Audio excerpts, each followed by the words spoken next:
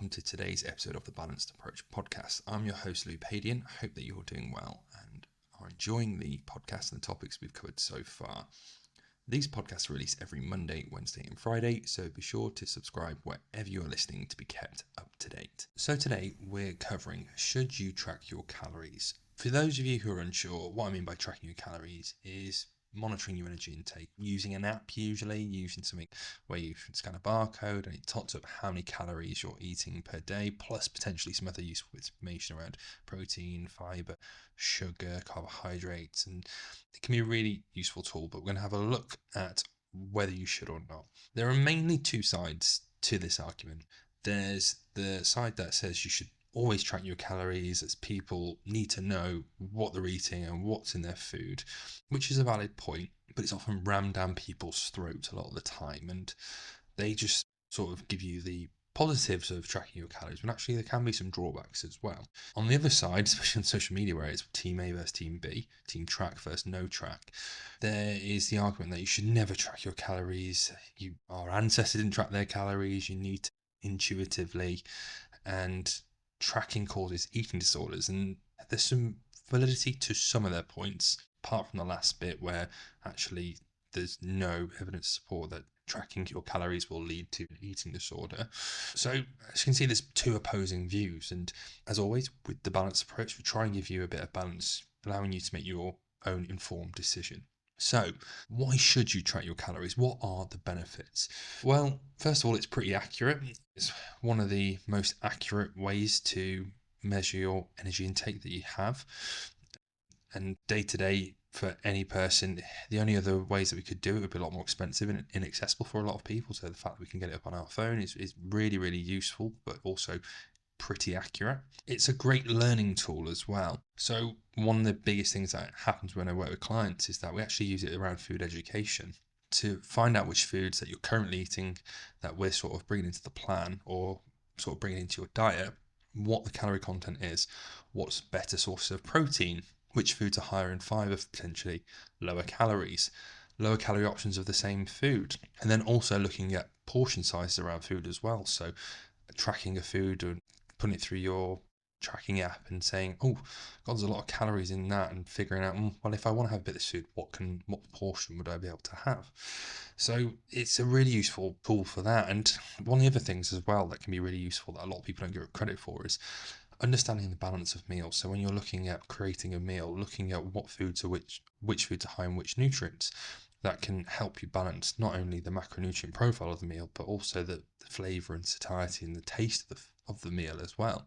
So, for example, we might be looking at a client and they're saying, well, I don't feel satisfied from these meals. And we might go through their food diary on their tracking app and realise they're having pretty much the low-fat option because the low-fat option is the lowest in calories, but actually might not feel satisfied from those meals as well because of the very low fat content. Another benefit is that it can give you instant feedback from meals. So it can allow you to almost adjust your course of action throughout the day just from scanning a snack that you might have or a meal that you pick up on the go, scan the barcodes on them and going, oh, that was probably a lot higher in calories than I planned for. Potentially I might have a lower calorie options this afternoon to ensure that I'm eating in line with what I'm trying to achieve by the end of the day. So it can be a real useful tool for that. And some clients that I work with and I've heard of in the past is a lot of them plan out their day ahead of time so they know what I'm going to eat, so they plan ahead, and we know planning can really help with adherence. That actually ensures that, right, tomorrow's food's ready and I know it's in line with my goals, I've just got to stick to those foods. So that can be really useful. Another benefit is that it can give you a place to reflect each day or across the week and see how that compares to other metrics as well. So if you felt sluggish potentially on one day, or your weight was up on one day, did you overeat? Did you have a higher amount of carbohydrates the day before? Or did you have something that was slightly unusual or off the cuff? You might have went out for a meal and potentially that's why your weight was up, just because you're holding a little bit more water, not necessarily because you've gained loads of weight overnight. So it can be a really good tool for almost using that reflection. So it's pretty easy as well. That's one of the benefits, especially once you get to grips with it, once you get past the teething issues. And what I tend to find is that people most of the time repeat foods anyway. So a lot of these apps have a feature where you can see sort of the ones that you frequently select for breakfast, the ones that you've recently selected, and that can really make it such a quick and seamless process. But it takes a while to get there because that's not going to be inbuilt. It doesn't know you from the get go. So it can be a really useful tool for that. Two of the benefits are that it's free on most platforms. Two of the apps that I've used in the past that I think are quite good are MyFitnessPal, which is probably the most common one, and NutriCheck, which is available on most phones or all phones, and there's a free option for that, which I found really useful.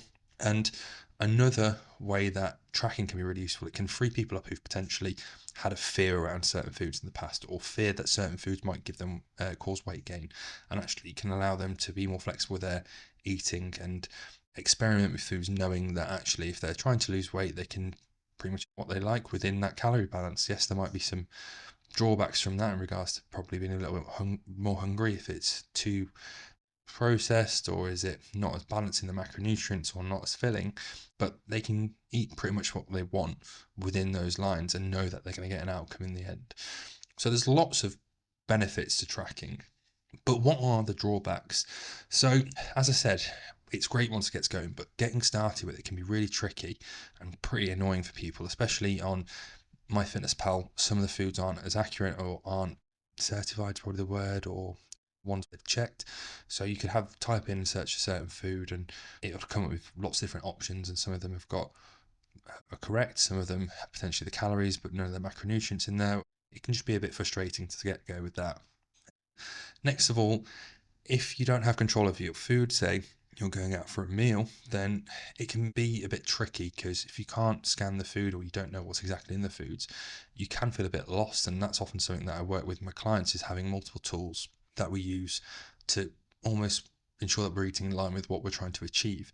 So tracking alone can be really difficult if you don't have full control or knowledge, or a barcode or a brand or a single food that you can almost say, well, I know exactly what's in that, because if it's a homemade recipe, if you're out for family and at a restaurant or at someone else's house, you don't know what's fully in there. So it's hard, it can be really difficult to guesstimate with that.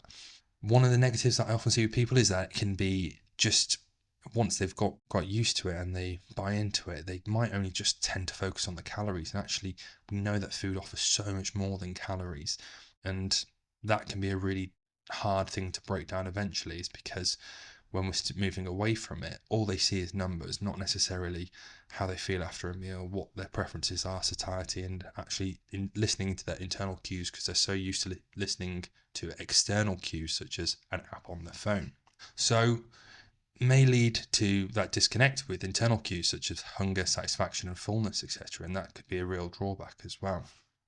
Another thing is that it doesn't account for energy changes usually day to day. And the way that I usually find this with clients is that we sort of give them an average to work to during the week, and they can go above, below that. And we sort of figure out what it is on average they've eaten throughout the week. But if you might not account for that, it might just give you a set number and then puts it into a red if you eat over that. Yesterday you might have eaten under it by 200 calories, but you go over by 100 calories today, and especially on MyFitnessPal, it'll go red. And that can be a real trigger for some people as well. So having that flexibility and understanding what that number actually is and what your target is can be really useful to get past that. But that's a downfall if people haven't got that guidance to start with. Another thing is that it discourages people from trying new recipes or foods. I can't track it. How will I know what food's in it? So again, sort of shuts them off to things that they can scan by a barcode, single food ingredients, or food that they control themselves, and can give quite a poor relationship with food or cause a lot of anxiety without that. One thing that I've often seen with people is that they can just find it generally quite stressful, having to log their foods. They can forget and get anxious. They might not remember those foods.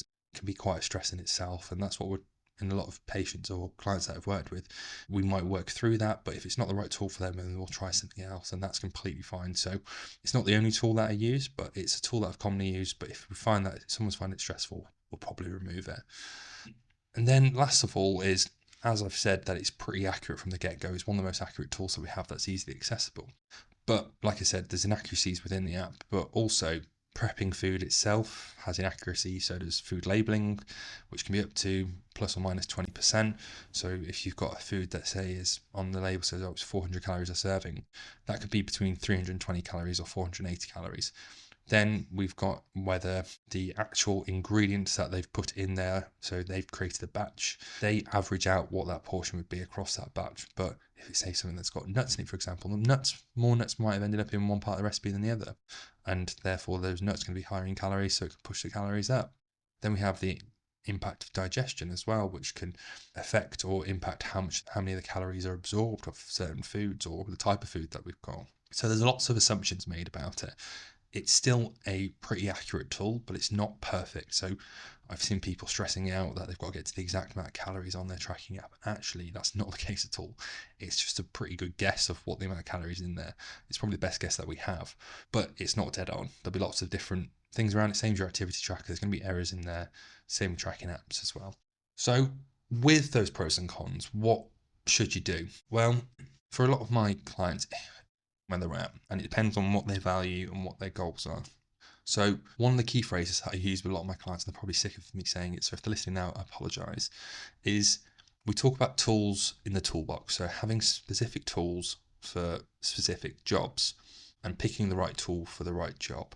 So if it was right for a client, I'd encourage them trying it for a few weeks, especially if they hadn't been used to it. I'd give them sort of the guide that we have around it and working through it and achieving it, issues that it might have, but also aiming to reduce the drawbacks as well. So focusing on more than tracking, so giving them tools potentially if they're eating out as well, like guesstimating, rather than just giving them one tool that might not be appropriate for the job. Sometimes giving them appropriate tools to use and other things around mindful eating, for example, or eating until they're satisfied, not stuffed. Having flexible goals, so having that flexibility throughout the week, giving them a range to work with, and encouraging them to have a range of foods as well, so not specifically following a specific diet. The vast majority of my clients have tracked at some point. Some for a short period, then we've moved away. Some for a longer period, and the aim was to use it as long as it was necessary for that job. So we don't use tools that aren't necessary, or we aim to move away from those tools at sort of a steady pace. There's a handful of clients that have come to me for mindful eating practice, and they might have tracked at the start, but we've encouraged them, or the part of the process was moving away from tracking. So there's different approaches depending on what you value and what your goals are. But I think it's a great tool. I definitely wouldn't say that people definitely shouldn't do it. I'd encourage people to try it at some point, see how they get on.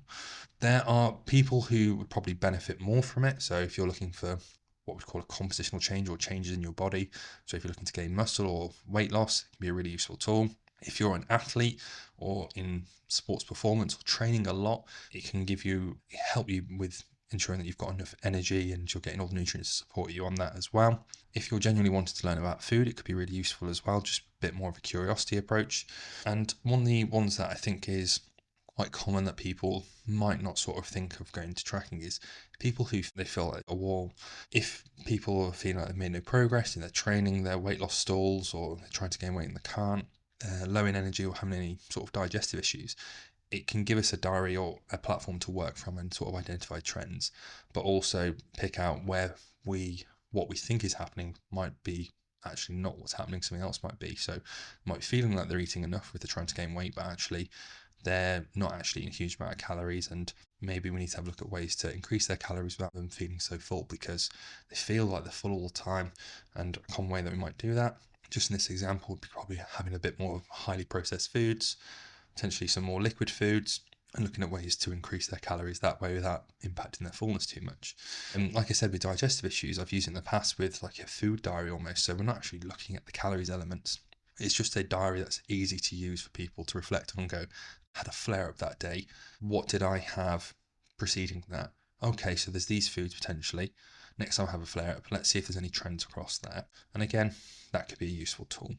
There's two groups of people really that I'd say that probably shouldn't track, and one big group that I think it can be really detrimental, and often these people have tracked in the past and it's a crutch almost that they use in some instances, not all of course, that people are very different, but I've seen a trend with this before, is people who have a history of eating disorders. So people who might have obsessed over weight, obsessed over calories, obsessed over foods, actually it can be really detrimental to bring that back in. So actually that's where we might look at using a more mindful approach to food and not actually looking at weight loss and actually looking at weight maintenance and health improvement. But again, that falls into the category of a dietitian. So if that is you and you're looking for support, I'm more than happy to sort of point you in the right direction, but it would be a dietitian you're looking for. Second group of people who are wanting to become more intuitive with their eating. And I'll probably do a podcast on intuitive eating versus eating intuitively because they are very different things. But people who are wanting to tune into more their internal cues only, having that external cue can be very distracting and counterproductive and often something they're trying to move away from. So in short, when it comes to tracking, it's important to know who you are, your preferences, your values and your goals, and essentially picking the best tool for the job. So there you have it. Thank you very much for listening to today's episode of the Balanced Approach podcast. If you have any questions, queries, or would like to reach out to me, please do. I am at Louis Padian Nutrition, which is at LOUISPADIAN Nutrition on Instagram, Facebook, TikTok, and all other social media platforms. If you're looking for support in achieving your goals and living a healthier, happier, and more balanced life in the process, click the link below and inquire about working with me. Remember to subscribe to the Balanced Approach podcast wherever you're listening for more insightful episodes, and I look forward to speaking to you soon.